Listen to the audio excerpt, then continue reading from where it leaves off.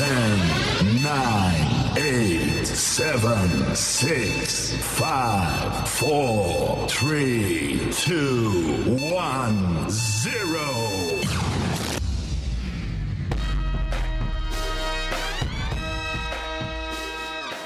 Okay, so here's the story. 18 years old, I have no idea what's going on in life. Okay, getting wrecked. Now you're 26. Do you feel like you have a better handle? A little bit, but still, you think about life and you're like, what's gonna happen in 10 years? Will I look back and be like, what choices have I made? That scares me.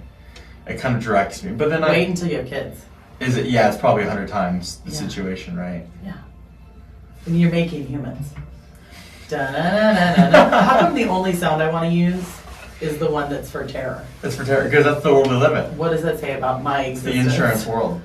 Yeah. Okay, so 18, just, like we talked about last time, insurance, job boards are crazy. These people try to recruit, get into a situation, and you start cold calling, right? And the year was 2015. Okay. You were a baby. I was a kid. I was a child. I was a youngling. I was a young lad. You didn't even have a license to use the telephone. I didn't have a license to use telephone, but I got an insurance license, right? So there's something. And we had to call, right? And so there was no, virtual sales was weird. No one did it. It was all face to face, right? Yeah. Which is just weird. We talked about in this. general. I got hit on for hours. Yes, we talked about this, right? As you know. And I had the thing where it was I had to break someone's walls. It sounds intense, but you have a second or two to break through. And so Hun was the answer. It was the thing. So it was in East Texas. It was in the south of the South in Tyler, Texas. Mm-hmm. And so that's how people talk. They would say hey, I'm making it till Friday, Hun, bud, and so I would try to use words like that in the first second or two to literally break through someone's wall. I'd be hey, Lori, are you making till Friday? They would give that laugh track. Where's the laugh track at? Hold on. No, oh my gosh. No, it's up right there. Is it right here? No, that's it. No, that's the applause. Oh my god. There we go. They would give a laugh track like this, right? And on the first second or two, I'll get better at that, I promise. And it worked. And so it got into my sales lingo of saying hun or saying bud or make it till Friday. I still kind of say it today, and I have to watch out because that's kind of my authentic self now, but maybe I transformed into that. I can give you your Dakota-isms. Give me the Dakota-isms. What are they? You say, hey.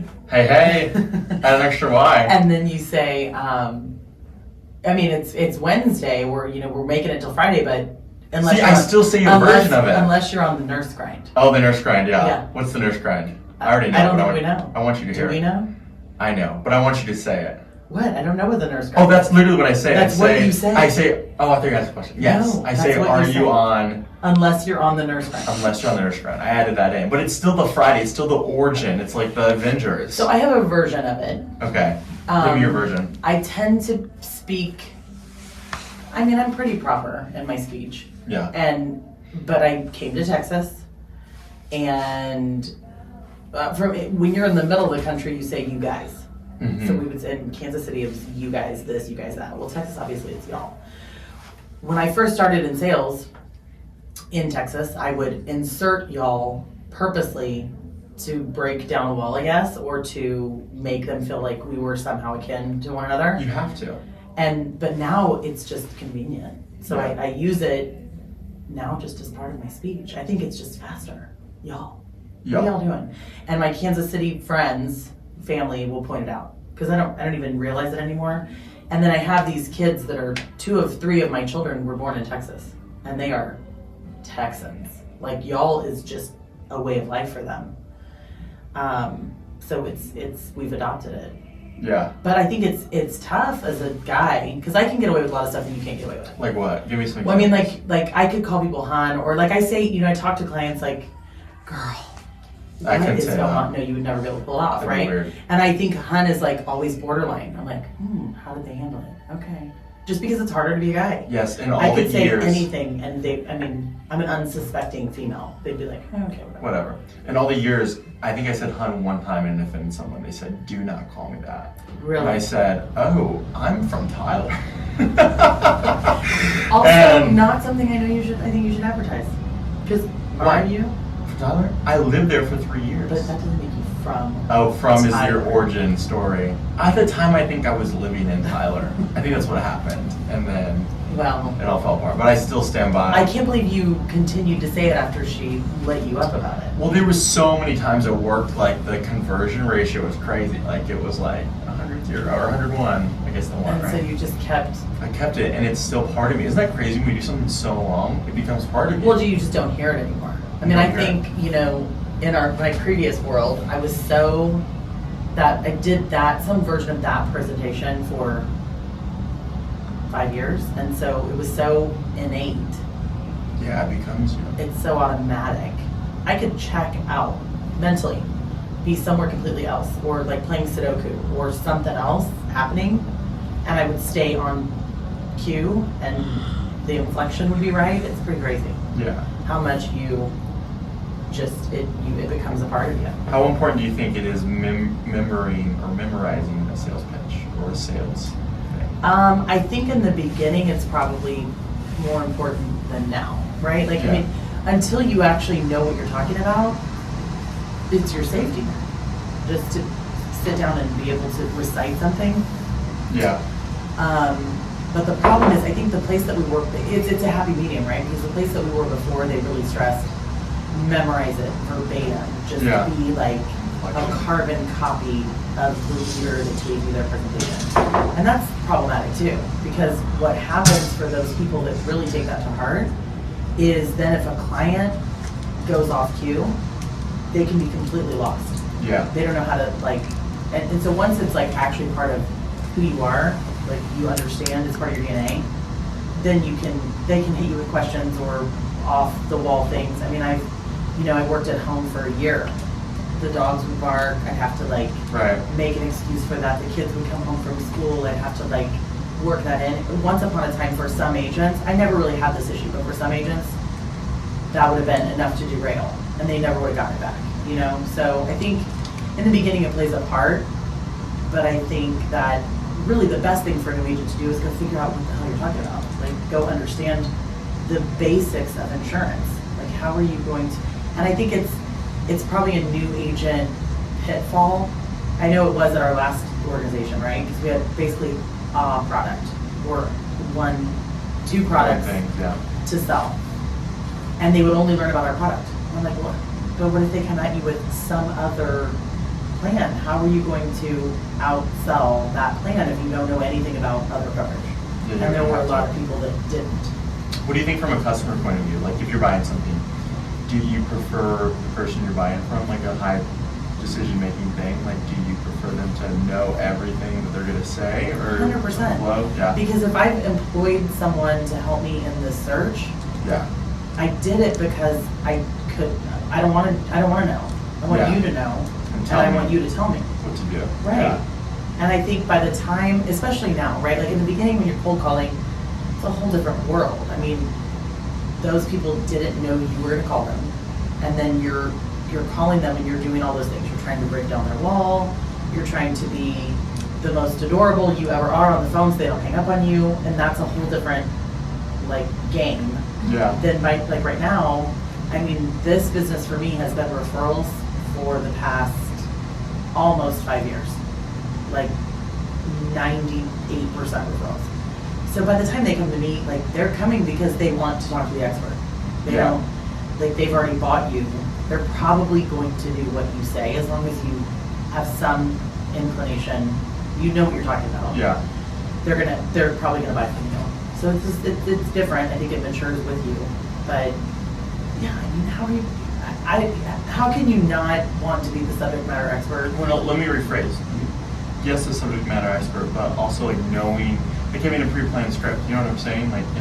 In a sales environment, I think it's important in the beginning, yeah. ish, but maybe not the way we were But taught. robotic though. Not robotic, Yeah. because some people can't manage that either. I mean, I think you have to have some kind of outline to go off of. Guidelines. But now Yeah. now I mostly just get on the phone and talk to people. Yeah. Because I can like make it happen in the moment. I think that's hard. I think most people, if you're trying to build something and you hire somebody, they need a format to follow because they don't know what they don't know, you know? And so I think it's hard to get to a point where you can flow. So I think for, I don't know, 90% of people, that could be high, but you know, you have to like give them the right things to say when. And I think as you're building a team or building a sales organization or anything, you got to give the tools to win. Sure, but you know, I think for me so much in this career, it's completely monotonous. You're talking about the same thing all the time. And when it was in that previous life, it was a product or two products, and so it was very automatic, which can really become boring. Yeah. Right? So now I like going off script. I like when the conversation takes us somewhere else, or they have a really complicated situation and we can figure it out. I almost kind of prefer those. It keeps it fresh. Keeps it fun. Keeps it fun. Interesting, Yeah. Yeah, there would be times where you say the same thing for so long that 6 months, a year, it's like your mouth just almost gives up because you just kind of check out. It's a weird experience. Yeah. But you're so efficient that you're selling so much or doing so many appointments that it's a weird feeling for sure. I mean, I told you the story before that, you know, because you can do this job anywhere. And we moved to virtual probably, I don't know, 3 or 4 months after I'd started. Everything went virtual, which thank God. And there would be times when I would leave and go home and I would just be doing it from a laptop and the kids would be in the room. And it's so automatic that there's a part of that pitch where I'm kind of coaching them for the verification call.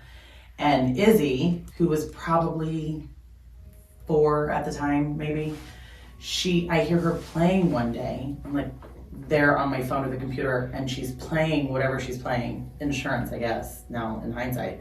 But she says that there's a part where I would say, they're insurance fact checkers, they're not our friends, when I'm coaching the client to get them ready for this call. And she says, they're insurance bag checkers, not our friends. And I'm like, what did you just say?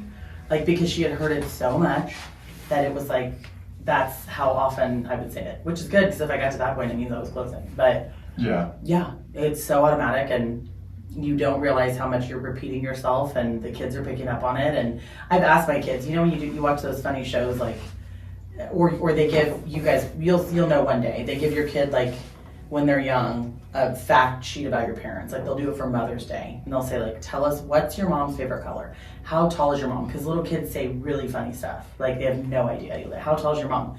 She's 6'11". Like they have no idea. And so they'll ask like, what does your mom do for a living? And my kids really don't know. I mean, they know a little bit about it, but those things they pick up on, and they're out saying things like insurance bag checkers. And that's so funny. Yeah. What's the craziest thing that you can think of that you've said on a pitch that would be weird anyways, but you've said it, or be weird in like another situation? I can't think of one. I can't think of one. I don't know. Have you said anything weird? I feel like when you're taught sales though, or in some organizations, they give you lingo to say that I don't want to say brainwashed, but almost brainwashed to like believe is normal, but then you like, it's not normal. You know what I'm saying? Like, I'll give you an example. When I'm really big, when there goes the mic, I'm really big into like sales training. And so we were talking about Grant Cardone. There's a little thing. Grant Cardone. And he's a big sales trainer, all big personality. And I jumped on his course. It's like $100 a month and you do sales and stuff. And he had these videos about objection handling, right? Like if they say this, you say this. And so we would practice every morning because when we came back into this, financially weren't good, like had to figure it out. And so I was trying to figure out like, what can we do? Because the world had changed. I started insurance like 3-4 years, left for 2, came back. So one of his tips was if someone says like, I'm not interested or I'm good or something, I think they said, I'm good. Like say, hey, do you need help with this? I'm good. Like, it means they don't want help. And he would say, no worries, I only work with good people. To kind of like verse it and be corny and cheeky. Yeah, car salesman. Yeah, very like gross, right? Like who wants to hear that? But I believe that, like, yo, I'm gonna try everything. And so I would get on the phone and I would be like that used kind of car salesman vibe, right? Like they would say that, and there was a bunch of other ones, like I can try to think of them later, but that was weird, right? But like I feel like in sometimes sales organizations they teach you sometimes objection handling or like these hard closes or just like things that sometimes make people feel like uncomfy, right? But like you're almost taught uncomfy, that right? makes me feel uncomfy. You saying uncomfy. Uncomfy? Doing you a little. Yes. I think that my experience is just different. I didn't do all of the courses. I didn't do all of that stuff that you did. I mean, I came from. You were just perfect. No, I came from retail.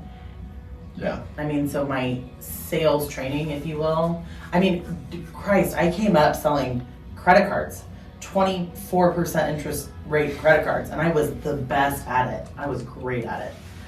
Yeah, it was. I mean, I think about all the people. I mean, and I worked for a very large lingerie store. How many people did I talk into that credit card? How do you even pitch a credit card? What do you? Great.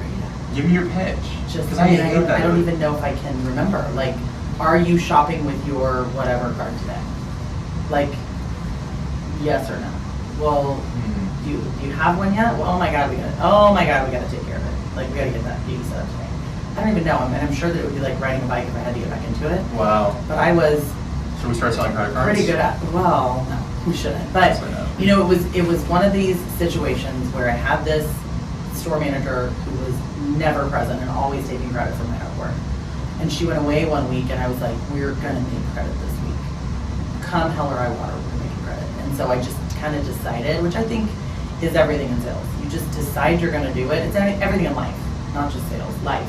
Decide you're gonna do it, and then you just go do it. Like it's not like a secret sauce. It's not like a magic. So that's probably why I didn't do all the sales training. Because I think you just decide you're gonna do it, and then trial and error.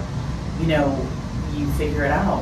When I came into this, my mantra was, because I didn't know anything about insurance, and I would say, whatever they come at me with, whatever objection, they will only get me one time. Like if I don't know the answer, how to perfectly overcome that objection, one time. Because if it happens the second time, it's on me.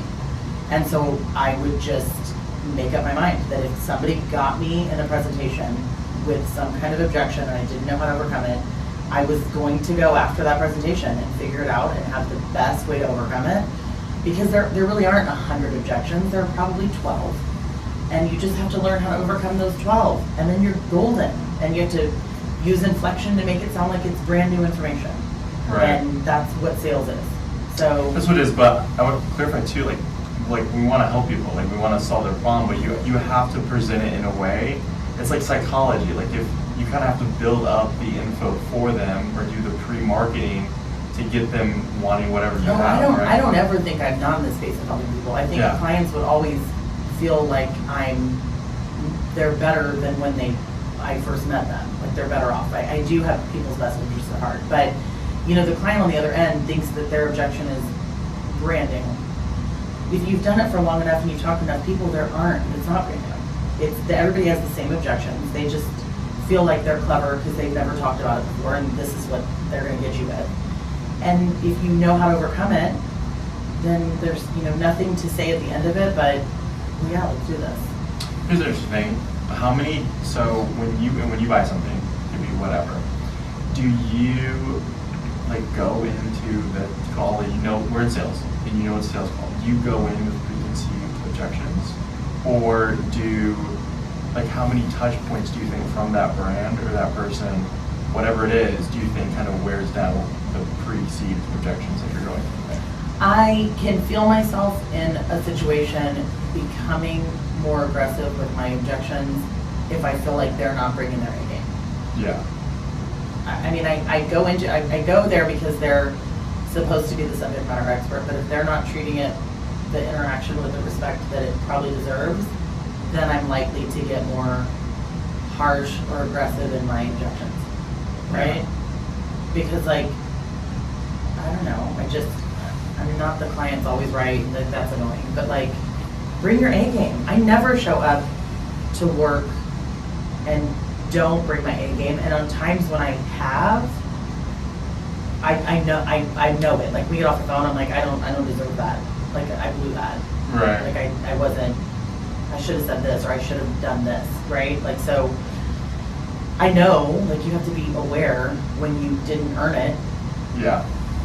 Like be self-aware. Self-aware is big. And really hard to get to. Yeah. You kind of have to be out of your own head, right? You kind of have to.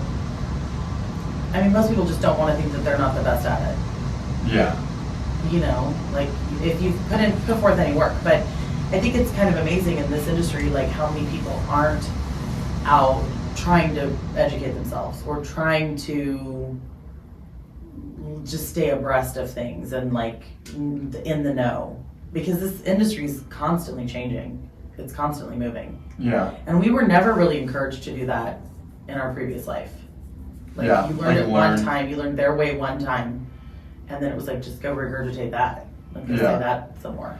There is a method to that though. Like if you're trying to build something like one system, one thing that people can do and following. 100%. But the scale. first time the client brings you an acronym you don't know, That's right. and you can't come back with what that is, it's done. You might as well hang up the phone. It's over. Yeah. Because you're no longer the subject matter expert. They know more than you. They don't need your help. That's true. So I mean, it's constantly a balancing act. I'll give an example with everybody loves insurance who's listening to this. Am I right? Am I right? We love. No. Yes. But the tax penalty, right? Super crazy. They took it away 2-3+ years ago, but they brought it back in like 6 states, you know? And I didn't know that. We started selling in other states, and then the tax penalty was just there. And I had advised wrong, and I had to go back and be like, hey, I am sorry. Like, they do have a tax penalty here, and only some things qualify for it. Well, you know? I will say, as a new agent, God bless Google, because Yes. you can. And now that we do it virtual, and you should all be working off of 2 screens, because 2 monitors changed my life. Yeah. Right? I used to do everything on the tiniest monitor. Now my eyes will not allow for that. But God bless 2 screens. And so even if I'm screen sharing and they say something that I don't know, or I mean this happens a lot, like a prescription I don't know. It's not a common prescription. I can Google it and you can, you know, be fluid enough for them to think that you were all knowing. All knowing. So God bless the internet. The internet's great. But yeah, you definitely have to be on your A game, learning and growing and figuring out, because there's so many And just obstacles. filing it away and learning from your own mistakes, and if it was a new objection, talking to other people. Like, you know, I think other agents that have done it well are your lifeline in this thing, because they're really, you know, probably only a handful that have done it extremely well. Surround yourself with those people, because like even as we have started this journey, Let's talk about the agency. people that Mentors, have outline. Well, just people that have done some version of it before and could help you avoid some of the pitfalls. What are some of the pitfalls? Well, I mean, it's all like, if this had been an instance where we closed up shop elsewhere one day and then started this the next day, we probably would have had a very long downtime, right? Absolutely. Like just the admin work alone The admin work. that My goes gosh. into this. That's not in my job description. But Who's done the admin work, Lori? you. That's and right. God bless. And I wish. Yes. And we have some more of it for you to do. That's right. But how much time do you think has been put in? I can't even imagine, because I feel like even every day we come in and we have all of these clients to assist, and still a list yay long of administrative things, because you know it's almost the Super Bowl for us. It's almost open enrollment. Yes. It feels like time. I mean, it's September. Isn't that crazy? It's crazy. Like, Yeah. so it's endless. I can't even imagine. But can you imagine starting, like, seriously closing shop one day, and the next day That's what we talked you about start doing. from scratch? That's what we talked about doing, and I'm glad we Can didn't you do that. imagine? It's been probably 6-8 months of lining up contracts in 50 states. Learning new products, Those take building relationships. 10 to 15 calls they want just to get, you know, get a higher a contract with them, you know. It's a lot of work. Yeah, Meetings. you've done a good job. Thank you.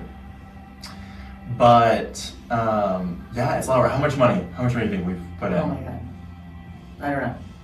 I don't know. I mean, just getting contracted in all of the states I was in 30 plus states.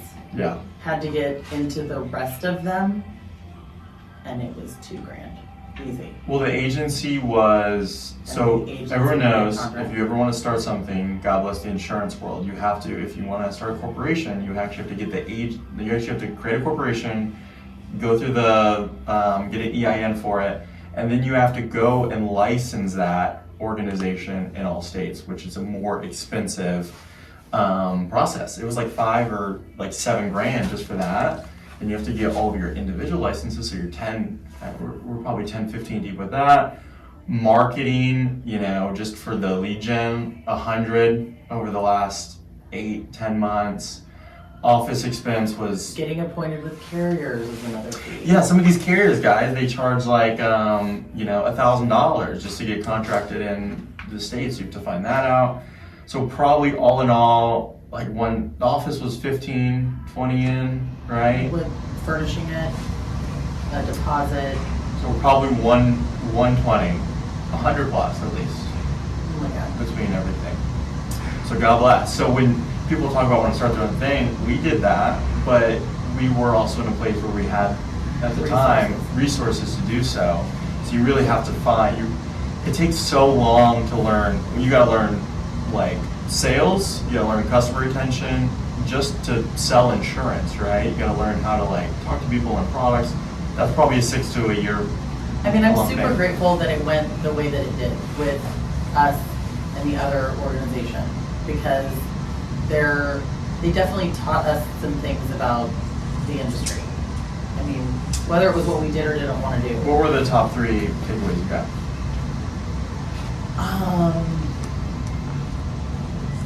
I don't know. I mean, I think I became a very good marketer there, probably because we started with face-to-face. So that was a space that I'd never been in. Just constantly promoting your business.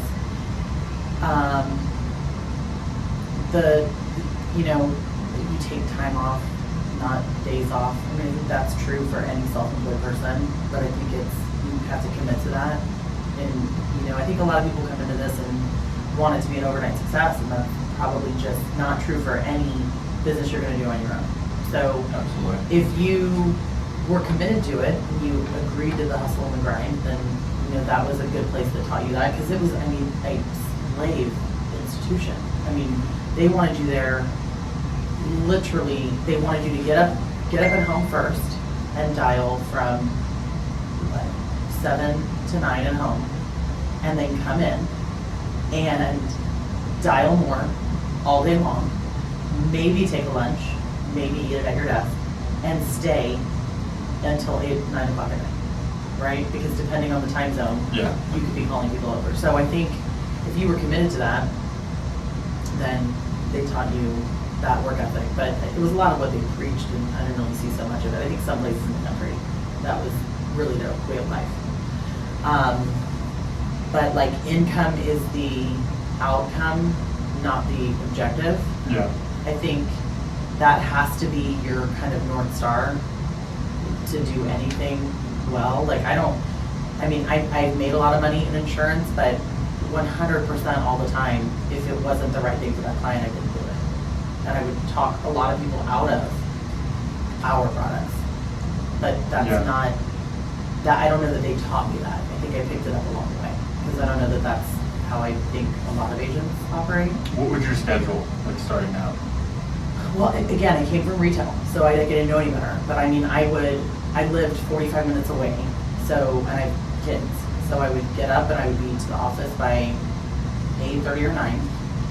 I would work, and I would try to, in the beginning, because again, I had no network in Dallas. I didn't know anybody. I had, since the entire time we'd been here, I had either had small children or was pregnant, and I worked a retail schedule. So I just didn't have a network. So I committed to getting out every single day for some kind of networking. I spent all the time networking, all the time.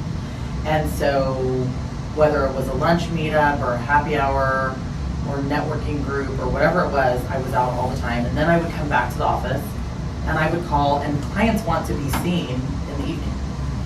So you want to be there till 8 or 9, but not just naturally, not because they told me I needed to call till 8 or 9, it was because that's when clients could be seen. So I mean, I worked a lot. And then Saturdays were not a big deal for me because I was used to that with retail. So I mean, I worked a lot, but I just didn't know any better.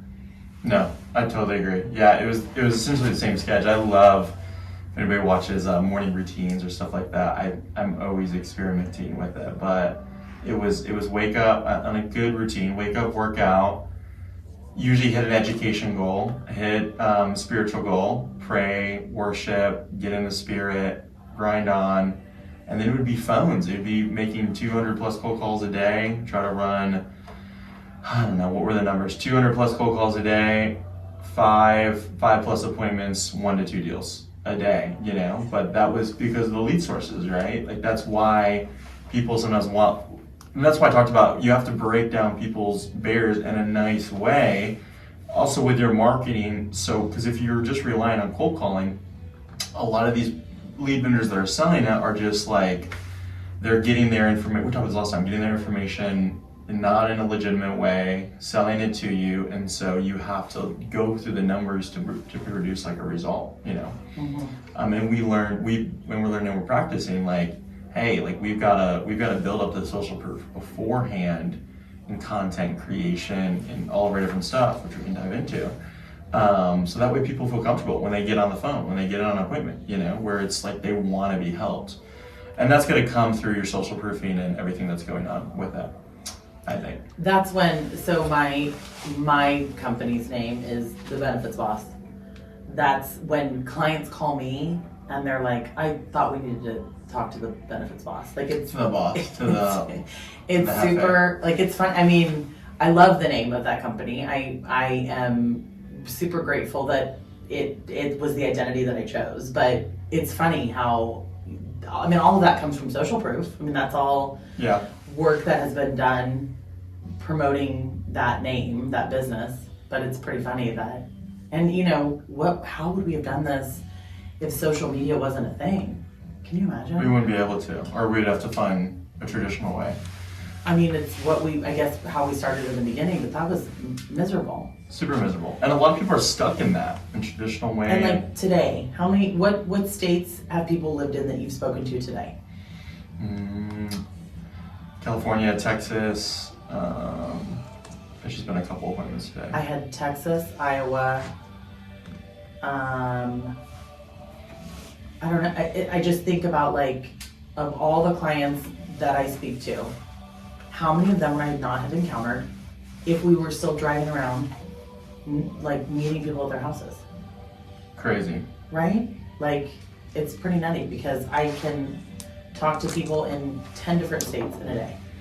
And, you know. And that's what's crazy about some of these agencies. Like, they'll only do 20 states or 30 states. And so you have to find so many different, it's crazy when I went on this journey to figure out the insurance really world, how it all works and how people push these products, is there's usually 4 or 5 companies going in together. A company that designed the product, someone who's like has the exclusive rights to sell it, then you have like the underwriter who like approves it, and sometimes you have like a TPA who issues like claims on that, and they all work together. Then you have third party administrator. There you go. Some of them are scary. Like they don't pay claims, they're kind of crazy, and so you kind of have to like vet these people out and find out what works, you know? Yeah. Yeah. I mean, it's a trip, but I mean, I'm grateful for social media. Probably 95% of what I do comes from some kind of social media. Same, and we're continuing to build it out. Hashtag let's create, and hashtag build better benefits. Are we right? Oh, that's the wrong one. Hey, applause only. Applause.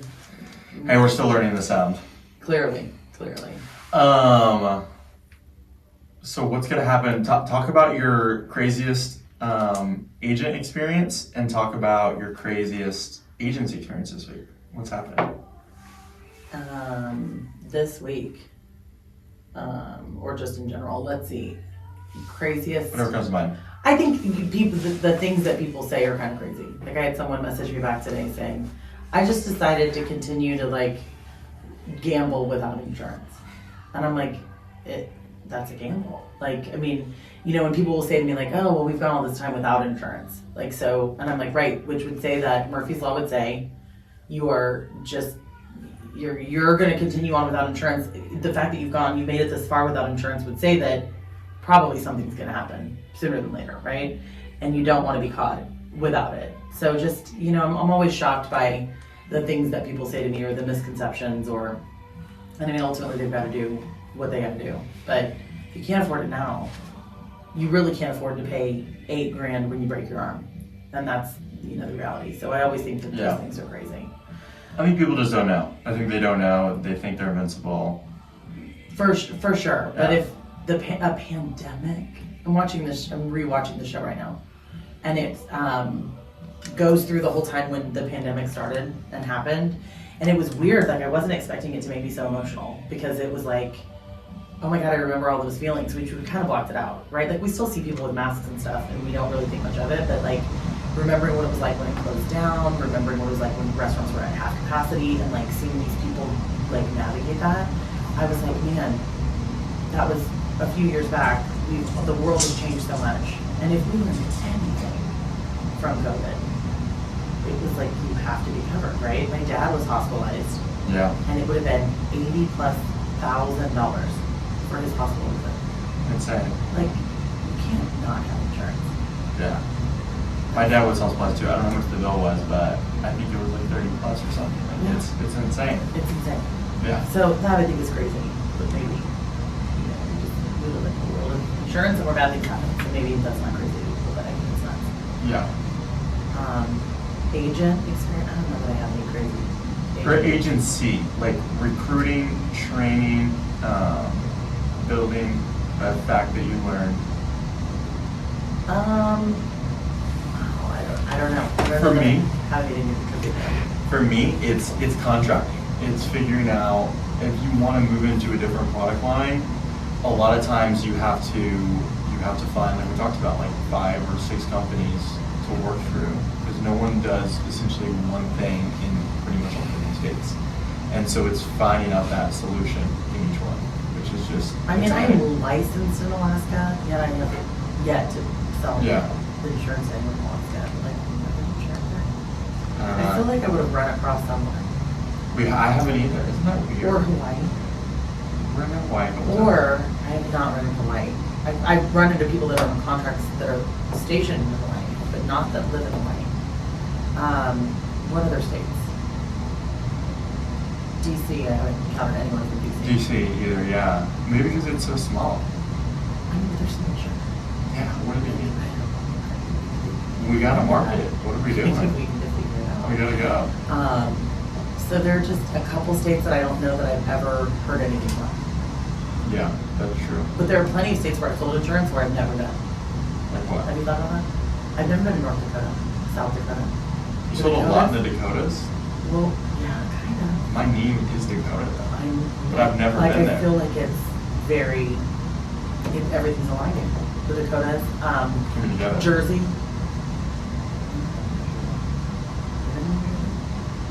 Never. No. But I've watched the Jersey Shore. People call me Mike the Situation, you know. Nobody goes to that. Yes. Nobody goes to that. So anyway. Well, this has been fun. This has been good. What's our highlights? I mean, currently our highlight is your tan. The tan. Hashtag Las tan. Vegas. And I got a tattoo. Las Vegas, and you got a tattoo. So Juntos with my beautiful wife. We have matching. One of our phrases together is. Together. I said it. Together. Uh-huh. She's from Mexico, from down south, and the Spanish word for together is juntos. Why did you get Spanish and she got English? Because it's like our thing. We'll say like, hey, like we're in a situation of like, hey, we're in this together. She'll say together. I'll say juntos. And so it's like a thing. It's like a cute moment that we have together. That is cute. And so yeah, we got matching tattoos. And speaking of why, we met a guy who was from Hawaii. His name was Hamlet, and he rented his jet skis. His name is Hamlet? Hamlet, like the Shakespearean man, the play. And we got on some jet skis in the lake, and it was our anniversary trip, and it was incredible. That's awesome. So yeah. Well, welcome back. You have some admin work to do. Yeah, a lot of admin work and a lot of stuff to build because what's her name? Bill. Better benefits. That's right. Okay, cool. Thank you guys.